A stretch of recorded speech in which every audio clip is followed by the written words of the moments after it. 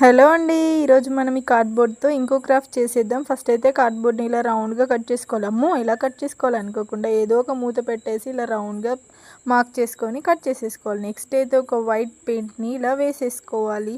White అయితేనే కొంచెం కలర్ఫుల్గా కనిపిస్తుందని నా ఒపీనియన్. మీకు నచ్చిన కలర్ మీరు వేసుకోండి. నెక్స్ట్ అయితే ఇలా పిస్తా షెల్స్కి పింక్ కలర్ వేసుకొని ఇలా ఫ్లవర్స్ లాగా గ్లూ పెట్టేసుకుంటున్నాను. అస్సలు ముచ్చట, అసలు ఈ క్రాఫ్ట్ దేని యూజ్ అవుతుందో చెప్పనే లేదు కదా.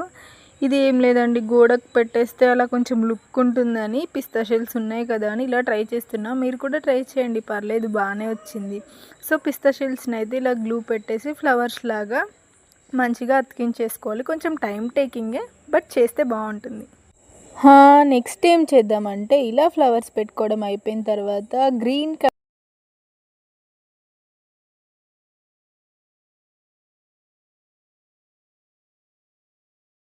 నేనైతే ఇక్కడ ముందుగా పెన్సిల్తో డ్రా చేసుకోకుండా డైరెక్ట్గా వేస్తున్నాను. మీరు అలా వేయకుండా మంచిగా ముందే పెన్సిల్తో డ్రా చేసుకొని వేస్తే ఇంకొంచెం నీట్ ఫినిషింగ్ అండ్ లుక్ ఉంటుందన్నమాట.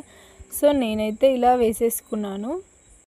ఎలా ఉందంటారు? అస్సలు బాగాలేదు కదా. సో మీరు కూడా నాలాగా చేయకుండా కొంచెం ఓపికతో ముందే పెన్సిల్తో డ్రా చేసుకొని నీట్గా వేసుకుంటే బాగుంటుంది.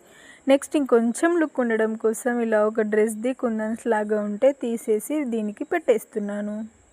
సో ఫైనల్ అవుట్పుట్ ఎలా వచ్చిందో చూపించాలి కదా, చూసేసేయండి. ఊరికే చూస్తారా? కాస్త లైక్ చేసి మన ఛానల్ని కూడా సబ్స్క్రైబ్ చేసుకోవచ్చు.